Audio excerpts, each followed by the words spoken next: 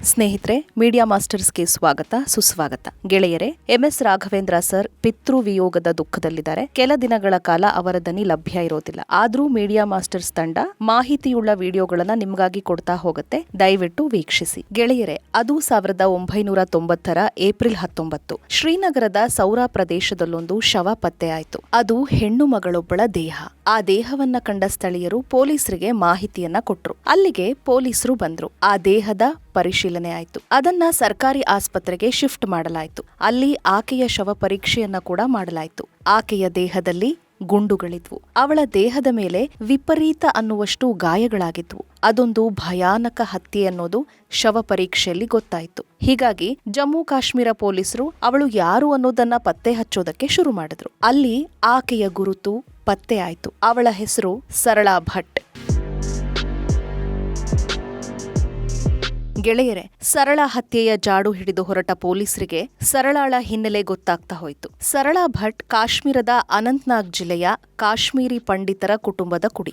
27 ವರ್ಷ ವಯಸ್ಸಿನ ಆ ಹೆಣ್ಣು ಮಗಳು ಶ್ರೀನಗರದಲ್ಲಿನ ಶೇರ್-ಇ-ಕಾಶ್ಮೀರ್ ಇನ್ಸ್ಟಿಟ್ಯೂಟ್ ಆಫ್ ಮೆಡಿಕಲ್ ಸೈನ್ಸ್ನಲ್ಲಿ ಸ್ಟಾಫ್ ನರ್ಸ್ ಆಗಿದ್ಲು. ಕುಟುಂಬದ ಆರ್ಥಿಕ ಪರಿಸ್ಥಿತಿ ಅಷ್ಟೇನೂ ಹೇಳಿಕೊಳ್ಳುವಂತಿರಲಿಲ್ಲ. ಹೀಗಾಗಿನೇ ಸರಳಾ ಅಲ್ಲಿ ಕೆಲಸಕ್ಕೆ ಸೇರಿದ್ಲು. ಅಷ್ಟೊತ್ತಿಗೆ ಸಾಕಷ್ಟು ಕಾಶ್ಮೀರಿ ಪಂಡಿತರು ಊರು ಬಿಟ್ಟಿದ್ರು ಕೂಡ ಸರಳಾ ಶ್ರೀನಗರದಲ್ಲೇ ಕೆಲಸ ಮಾಡ್ತಾ ಇದ್ಲು. ಹೀಗಿರುವಾಗಲೇ ಅದೇ ಏಪ್ರಿಲ್ 15ನೇ ತಾರೀಕು ಸರಳಾ ಶ್ರೀನಗರದಲ್ಲಿನ ನರ್ಸ್ಗಳ ವಸತಿ ಗೃಹದಿಂದ ಅಪಹರಣಕ್ಕೆ ಒಳಗಾಗಿದ್ಲು. ಈ ಕುರಿತು ಕುಟುಂಬಸ್ಥರು ಒಂದು ಕಂಪ್ಲೇಂಟ್ ಕೂಡ ದಾಖಲಿಸಿದ್ರು. ಅಲ್ಲಿಗೆ ಪೊಲೀಸರು ಬಂದ್ರು. ಅವರಿಗೆ ಅಪಹರಣಕಾರರು ಯಾರು ಅನ್ನೋದು ಗೊತ್ತಾಯ್ತು. ಬಟ್ ಅವರ ವಿರುದ್ಧ ಯಾವುದೇ ಸಾಕ್ಷ್ಯಾಧಾರಗಳು ಇರಲಿಲ್ಲ. ಆ ಅಪಹರಣಕಾರರ ವಿರುದ್ಧ ಯಾರೂ ಕೂಡ ಸಾಕ್ಷಿ ಹೇಳೋದಕ್ಕೆ ಸಿದ್ಧ ಆಗ್ಲೇ ಇಲ್ಲ. ಯಾಕಂದ್ರೆ ಅಷ್ಟೊತ್ತಿಗಾಗ್ಲೇ ಕಣಿವೆ ರಾಜ್ಯದಲ್ಲಿ ಉಗ್ರ ಚಟುವಟಿಕೆಗಳು ಭಯಾನಕವಾಗಿ ಶುರುವಾಗಿದ್ವು. ಕಾಶ್ಮೀರಿ ಪಂಡಿತರು ಊರು ಖಾಲಿ ಮಾಡಿದ್ರು. ತಮ್ಮ ಆಸ್ತಿ ಜಮೀನು ಎಲ್ಲವನ್ನ ಬಿಟ್ಟು ಜಮ್ಮು ಸೇರಿದ ಹಾಗೆ ಭಾರತದ ಇನ್ನಿತರೆ ನಗರಗಳ ಕಡೆಗೆ ಕಾಶ್ಮೀರಿ ಪಂಡಿತರು ಬಂದು ನೆಲೆಸಿದ್ರು. ಅಂತ ಹೊತ್ತಲ್ಲೇ ಅಪಹರಣಕ್ಕೆ ಒಳಗಾಗಿದ್ದ ಸರಳಾ ಕೊಲೆ ಕೂಡ ನಡೆದು ಹೋಗಿತ್ತು. ಅಲ್ಲಿ ಅಪಹರಣಕಾರರು ಯಾರು ಅಂತ ಗೊತ್ತಾದ್ರೂ ಕೂಡ ಯಾರೂ ಸಾಕ್ಷ್ಯ ಹೇಳೋದಕ್ಕೆ ಮುಂದೆ ಬರಲಿಲ್ಲ. ಒಂದು ವೇಳೆ ಯಾರಾದ್ರೂ ಸಾಕ್ಷ್ಯ ಹೇಳೋದಕ್ಕೆ ಪ್ರಯತ್ನ ಪಟ್ರೆ ಅವರನ್ನ ಕಾಶ್ಮೀರದಲ್ಲಿದ್ದ ಭಯೋತ್ಪಾದಕ ಸಂಘಟನೆಗಳು ಟಾರ್ಗೆಟ್ ಮಾಡ್ತಾ ಇದ್ವು. ಹೀಗಾಗಿ ಅಲ್ಲಿ ಪೊಲೀಸರಿಗೆ ತನಿಖೆನ ಮುಂದುವರಿಸೋದಕ್ಕೆ ಸಾಧ್ಯ ಆಗ್ಲಿಲ್ಲ. ತನಿಖೆ ಬಿಡಿ, ಆ ಹೆಣ್ಣು ಮಗಳ ಶವ ಸಂಸ್ಕಾರ ಮಾಡೋದಕ್ಕೂ ಕೂಡ ಸಮಸ್ಯೆಗಳು ಎದುರಾಗ್ಬಿಟ್ವು. ಅಷ್ಟರ ಮಟ್ಟಿಗೆ ಅಲ್ಲಿ ಭಯೋತ್ಪಾದಕರ ಅಟ್ಟಹಾಸ ನಡೀತಿತ್ತು. ಹೀಗಾಗಿ ಅಲ್ಲಿ ಪ್ರಕರಣ ಹಳ್ಳ ಹಿಡಿದು ಹೋಗಿತ್ತು. ಇಲ್ಲೊಂದು ವಿಚಿತ್ರ ಏನ್ ಗೊತ್ತಾ? ಸರಳಾರನ್ನ ಆ ಅಪಹರಣಕಾರರು ಕೊಂದಿದ್ದು ಯಾಕೆ ಅನ್ನೋದನ್ನ ನೋಡೋದಾದ್ರೆ, ಆಕೆ ಈ ಉಗ್ರರ ಬಗ್ಗೆ ಪೊಲೀಸರಿಗೆ ಮಾಹಿತಿಯನ್ನ ಕೊಡ್ತಾ ಇದ್ಲಂತೆ. ಅದಕ್ಕೆ ಯಾವುದೇ ಆಧಾರಗಳು ಇಲ್ಲದೇ ಇದ್ರೂ ಹಿಂದೂ ಅಲ್ಲವಾ, ಮಾಹಿತಿನ ಕೊಟ್ಟಿರಬಹುದು ಅನ್ನೋ ನಿಟ್ಟಿನಲ್ಲಿ ಯಾಸಿನ್ ಮಲಿಕ್ JKLF-ನ ತಂಡ ಸರಳಾರನ್ನ ಟಾರ್ಗೆಟ್ ಮಾಡ್ಕೊಳ್ತು. JKLF-ನ ಯಾಸಿನ್ ಮಲಿಕ್, ಕುರ್ದಿಶ್ ಅಹಮದ್ ಚಲ್ಕು, ಅಬ್ದುಲ್ ಹಮೀದ್ ಶೇಖ್, ಮಹಮ್ಮದ್ ಯೂಸುಫ್ ಶೋಪಿ ಹಾಗೂ ಗುಲಾಂ ಮಹಮ್ಮದ್ ತಪ್ಲು ಸೇರಿ ಆಕೆಯನ್ನ ಅಪಹರಿಸಿದ್ರು. ಆ ಬಳಿಕ ಆಕೆಗೆ ದೈಹಿಕವಾಗಿ ಹಿಂಸಿಸಲಾಗಿತ್ತು. ಆಕೆ ಮೇಲೆ ಮನಬಂದಂತೆ ಹಲ್ಲೆ ಮಾಡಲಾಗಿತ್ತು. ಆ ಬಳಿಕ ಆಕೆಯನ್ನ ಕೊಂದು ಆ 5 ಅಲ್ಲಿಂದ ಪರಾರಿಯಾಗಿದ್ರು. ಆ ಕೊಲೆ ನಡೆದ ಸ್ಥಳದಲ್ಲಿ ಒಂದು ಆಟೋಮೇಟೆಡ್ ರೈಫಲ್ ಪೊಲೀಸರ ಕೈಗೆ ಸಿಕ್ಕಿತ್ತು. ಅವರು ಅದನ್ನ ಸೀಸ್ ಮಾಡಿದ್ರು. ಹಾಗೇನೆ ಆಕೆಯ ದೇಹವನ್ನ ಹೊಕ್ಕು ಹೊರಬಂದಿದ್ದ ಗುಂಡು ಕೂಡ ಸಿಕ್ಕಿತ್ತು. ಇಷ್ಟಾದ್ರೂ ಅಲ್ಲಿ ಸಾಕ್ಷಿಗಳು ಸಿಗಲಿಲ್ಲ. ಸೊ ತನಿಖೆ ನಡೆಸಬೇಕೋ ಬೇಡವೋ ಅನ್ನೋ ಜಿಜ್ಞಾಸೆಗೆ ಪೊಲೀಸರು ಬಿದ್ರು. ಅಲ್ಲಿ ಸಾಕ್ಷಿಗಳನ್ನ ಹುಡ್ಕೋದಕ್ಕಾದ್ರೂ ತನಿಖೆ ನಡಿಬೇಕಲ್ವಾ? ಇದೊಂದು ಭಯೋತ್ಪಾದಕರ ಕೃತ್ಯ ಅಂತ ಪೊಲೀಸರು ಸುಮ್ನಾದ್ರು. ಅಲ್ಲಿಗೆ ಸರಳಾ ಕೇಸ್ ಸಂಪೂರ್ಣವಾಗಿ ಹಳ್ಳ ಹಿಡಿತು. ಯಾಸಿನ್ ಮಲಿಕ್ ಬಲಾಢ್ಯನಾಗ್ತಾ ಹೋದ. ಕಾಶ್ಮೀರದಲ್ಲಿ ಅವನ ಪ್ರಭಾವ ಹೆಚ್ಚಾಗ್ತಾ ಹೋಯ್ತು. ಭಯೋತ್ಪಾದನೆನ ಬಿಟ್ಟು ರಾಜಕೀಯವಾಗಿ ಯಾಸಿನ್ ಮಲಿಕ್ ಕಾಣಿಸ್ಕೊಳ್ಳೋದಕ್ಕೆ ಶುರು ಮಾಡ್ದ. ಅವನೊಬ್ಬ ಪ್ರತ್ಯೇಕತಾವಾದಿ ಅಂತ ಗುರುತಿಸ್ಕೊಂಡ. ಹೀಗಾಗಿ ಯಾವುದೇ ಸರ್ಕಾರಗಳು ಕೂಡ ಈ ಪ್ರಕರಣನ ಮರು ತನಿಖೆಗೆ ಆದೇಶಿಸಲೇ ಇಲ್ಲ. ಆದರೆ 2024ರಲ್ಲಿ ಈ ಪ್ರಕರಣವನ್ನ SIAಗೆ ವಹಿಸಲಾಯಿತು. ಅಲ್ಲಿ SIA ತನಿಖೆನ ಮರುಪ್ರಾರಂಭ ಮಾಡಿತು. ಗೆಳೆಯರೆ, ಅವತ್ತಿಗೆ ಭಯೋತ್ಪಾದಕರನ್ನ ಕಂಡ್ರೆ ಪೊಲೀಸರು ಕೂಡ ಹೆದರೋ ಪರಿಸ್ಥಿತಿ ಇತ್ತು.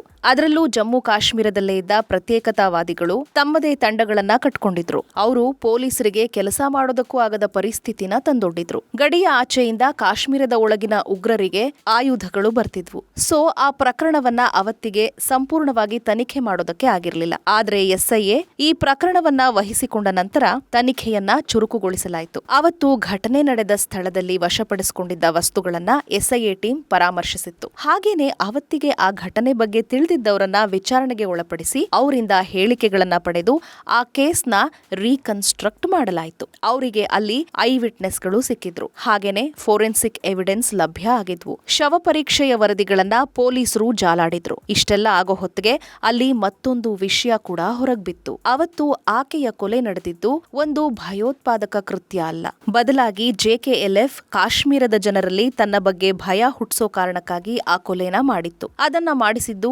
ಯಾಸೀನ್ ಮಲ್ಲಿಕ್. ಆ ಮೂಲಕ ಶ್ರೀನಗರದಲ್ಲಿ ತಮ್ಮ ಹವಾ ನಡೆಯಲಿ ಅನ್ನೋದು ಯಾಸೀನ್ ಮಲ್ಲಿಕ್ನ ಇರಾದೆಯಾಗಿತ್ತು. ಸೊ ಅವನು ತನ್ನ ಸಹಚರರ ಜೊತೆಲಿ ಈ ಕೃತ್ಯವನ್ನ ಎಸಗಿದ್ದ. ಅಲ್ಲಿ ಕೊಲೆ ಎಷ್ಟು ಭಯಾನಕವಾಗಿರುತ್ತೋ ಅಷ್ಟೇ ಪ್ರಮಾಣದಲ್ಲಿ ಜನ ಕೂಡ ಭಯ ಬೀಳ್ತಾರೆ. ಸೊ ಸರಳ ಹತ್ಯೆ ಅನ್ನೋದು ಕಾಶ್ಮೀರದ ಜನರ ಬಾಯನ್ನ ಮುಚ್ಚಿಸಬೇಕು ಅನ್ನೋ ನಿಟ್ಟಿನಲ್ಲಿ JKLF ಪ್ಲಾನ್ ಮಾಡ್ತು. ಅದರ ಜೊತೆಗೆ ಆಕೆನ ಪೊಲೀಸ್ ಇನ್ಫಾರ್ಮರ್ ಅಂತ ಹೇಳಲಾಗಿದ್ದ ವಿಷಯಕ್ಕೆ ಸಂಬಂಧಿಸಿದಂತೆ ವಿಚಾರಣೆಗಳು ಕೂಡ ನಡೆದಿದ್ವು. ಆದ್ರೆ SIAಗೆ ಅಂಥ ಯಾವುದೇ ಮಾಹಿತಿ ಲಭ್ಯ ಆಗ್ಲಿಲ್ಲ. ಹಾಗೂ ಆಕೆ ಕೂಡ ಯಾವುದೇ ಜಾಸೂಸಿ ಕೆಲಸವನ್ನ ಕೂಡ ಮಾಡ್ತಾ ಇರಲಿಲ್ಲ. ಇಷ್ಟಾದ್ರೂ ಅಲ್ಲಿ ಯಾಸೀನ್ ಮಲ್ಲಿಕ್ ಮತ್ತವನ ತಂಡ ಆ ನರ್ಸ್ನ ಕೊಂದು ಬಿಸಾಕಿದ್ರು. ಈ ಎಲ್ಲಾ ಮಾಹಿತಿನ ಪಡೆದ SIA ಈಗ ನ್ಯಾಯಾಲಯಕ್ಕೆ ಸುಮಾರು 737 ಪುಟಗಳ ಚಾರ್ಜ್ ಶೀಟ್ ನ ಸಲ್ಲಿಸಿದೆ. 35 ವರ್ಷಗಳ ಹಿಂದೆ ನಡೆದಿದ್ದ ಕೇಸ್ನ ಸಂಪೂರ್ಣವಾಗಿ ಜಾಲಾಡಿ ಈ ಪ್ರಕರಣದಲ್ಲಿ ಯಾಸೀನ್ ಮಲ್ಲಿಕ್, ಕುರ್ದಿಶ್ ಅಹಮದ್ ಚಲ್ಕು, ಅಬ್ದುಲ್ ಹಮೀದ್ ಶೇಖ್, ಮಹಮ್ಮದ್ ಯೂಸುಫ್ ಶೋಪಿ ಹಾಗೂ ಗುಲಾಂ ಮೊಹಮ್ಮದ್ ತಪ್ಲು ಅನ್ನೋ 5 ಆರೋಪಿಗಳು ಅಂತ ಫೈಲ್ ಮಾಡಲಾಗಿದೆ. ಆದ್ರೆ ಸದ್ಯಕ್ಕೆ ಈ 5ರಲ್ಲಿ ಬದುಕಿರೋರೇ 2. ಆ 2ರಲ್ಲಿ ಯಾಸೀನ್ ಮಲ್ಲಿಕ್ ದೆಹಲಿಯ ತಿಹಾರ್ ಜೈಲ್ನಲ್ಲಿದ್ರೆ ಚಾಲ್ಕು ಪಾಕ್ ಆಕ್ರಮಿತ ಕಾಶ್ಮೀರಕ್ಕೆ ಓಡ್ ಹೋಗಿದ್ದಾನೆ. ಸೊ ಈಗ ಈ ಪ್ರಕರಣ ಸಂಪೂರ್ಣವಾಗಿದೆ. ಯಾಸೀನ್ ಮಲ್ಲಿಕ್ ಮತ್ತು ಅವನ ಸಹಚರರ ವಿರುದ್ಧ IPC ಸೆಕ್ಷನ್ 364, 341, 302, 302 ರೀಡ್ ವಿತ್ 34, 201 ಮತ್ತು 120B ಗಳನ್ನ ಹಾಕಲಾಗಿದೆ. ಅದರ ಜೊತೆಗೆ ಟಾಡಾ ಕಾಯ್ದೆಯ ಸೆಕ್ಷನ್ 3, 4 ಮತ್ತು 6 ಜೊತೆಗೆ ಇಂಡಿಯನ್ ಆರ್ಮ್ಸ್ ಆಕ್ಟ್ ನ ಸೆಕ್ಷನ್ 7 ಮತ್ತು 27 ಗಳನ್ನ ಕೂಡ ಆರೋಪಿಗಳ ವಿರುದ್ಧ ಹಾಕಲಾಗಿದೆ. ಈ ಮೂಲಕ ಕಳೆದ 36 ವರ್ಷಗಳಿಂದ ನ್ಯಾಯ ಸಿಗದೆ ಉಳಿದಿದ್ದ ಸರಳಾಗೆ ಈಗ ನ್ಯಾಯ ಸಿಕ್ಕಂತಾಗ್ತಿದೆ. ಇನ್ನು ಚಾರ್ಜ್ ಶೀಟ್ ಸಲ್ಲಿಸಿದ ನಂತರ ಎಲ್ಲವೂ ಮುಗಿತಾ? ಈ ಬಗ್ಗೆ ನ್ಯಾಯಾಲಯದಲ್ಲಿ ಈ ಪ್ರಕರಣ ಏನಾಗುತ್ತೆ ಅನ್ನೋ ಕುತೂಹಲ ಕೂಡ ಹೆಚ್ಚಾಗ್ತಿದೆ.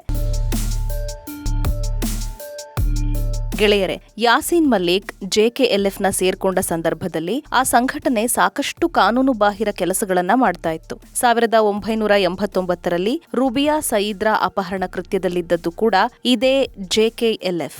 ಹಾಗೇನೆ ಭಾರತೀಯ ವಾಯುಪಡೆಯ ಅಧಿಕಾರಿಗಳ ಮೇಲಿನ ದಾಳಿ ಮತ್ತು ಭಯೋತ್ಪಾದನೆಗೆ ಹಣಕಾಸು ಒದಗಿಸಿದ ಆರೋಪಗಳು ಯಾಸೀನ್ ಮಲ್ಲಿಕ್ ಮತ್ತವನ ಸಂಘಟನೆಯ ಮೇಲಿತ್ತು. ಆ ಬಳಿಕ ಸರಳಾ ಭಟ್ ಹತ್ಯೆ ಸೇರಿದ ಹಾಗೆ ಸಾಕಷ್ಟು ಭಯೋತ್ಪಾದಕ ಕೃತ್ಯಗಳನ್ನ ಈ ಸಂಘಟನೆ ಮಾಡ್ತಾ ಬಂತು. ಈ JKLF ಸಂಘಟನೆ ಪಾಕ್ ಆಕ್ರಮಿತ ಕಾಶ್ಮೀರ ಮತ್ತು ಭಾರತದ ಹಿಡಿತದಲ್ಲಿರುವ ಕಾಶ್ಮೀರವನ್ನ ಹಿಡಿತಕ್ಕೆ ತೆಗೆದುಕೊಂಡು ಅದನ್ನ ಸ್ವತಂತ್ರ ದೇಶವನ್ನಾಗಿ ಮಾಡೋ ಕಲ್ಪನೆನ ಹೊಂದಿತ್ತು.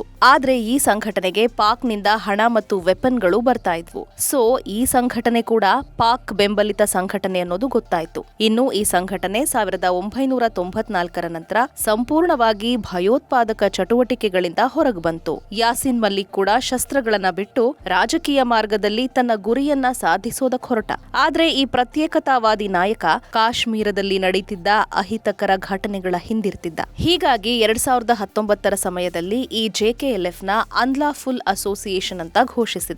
ಹಾಗೇನೆ NIA ಯಾಸೀನ್ ಮಲ್ಲಿಕ್ ವಿರುದ್ಧ ಸಲ್ಲಿಸಿದ್ದ ದೋಷಾರೋಪ ಪಟ್ಟಿ ಹಿನ್ನೆಲೆಯಲ್ಲಿ ನ್ಯಾಯಾಲಯ ಮಲ್ಲಿಕ್ಗೆ 2022ರಲ್ಲಿ ದೋಷಿ ಅಂತ ಹೇಳಿ ಅವನಿಗೆ ಜೀವಾವಧಿ ಶಿಕ್ಷೆನ ಕೊಟ್ಟಿದೆ. ಸದ್ಯಕ್ಕೆ ಯಾಸೀನ್ ಮಲ್ಲಿಕ್ ಜೈಲಿನಲ್ಲಿದ್ದಾನೆ. ಇನ್ನು ಈಗ 36 ವರ್ಷಗಳ ಹಿಂದಿನ ಪ್ರಕರಣದಲ್ಲಿ ಚಾರ್ಜ್ ಶೀಟ್ ಬಿದ್ದಿದ್ದು ಯಾಸೀನ್ ಮಲ್ಲಿಕ್ ಮೇಲೆ ಮತ್ತೊಂದು ತೂಗುಗತ್ತಿ ನೇತಾಡ್ತಾ ಇದೆ. ಇದು ಗೆಳೆಯರೆ 1990ರಲ್ಲಿ ಸರಳಾ ಭಟ್ರನ್ನ ಕೊಂದು ಆ ಪ್ರಕರಣದಲ್ಲಿ ಶಿಕ್ಷೆಗೂ ಗುರಿಯಾಗದೆ ಓಡಾಡ್ತಿದ್ದವರ ಮೇಲೆ ಈಗ ಚಾರ್ಜ್ ಶೀಟ್ ಫೈಲ್ ಆಗಿರೋದ್ರ ಬಗ್ಗೆ ಒಂದಷ್ಟು ಮಾಹಿತಿ. ಮುಂದಿನ ವಿಡಿಯೋದಲ್ಲಿ ಮತ್ತೊಂದು ವಿಶೇಷವನ್ನ ನಿಮ್ಮ ಮುಂದಿಡ್ತೀವಿ. ಅಲ್ಲಿವರೆಗೂ ಜೈ ಹಿಂದ್, ಜೈ ಕರ್ನಾಟಕ.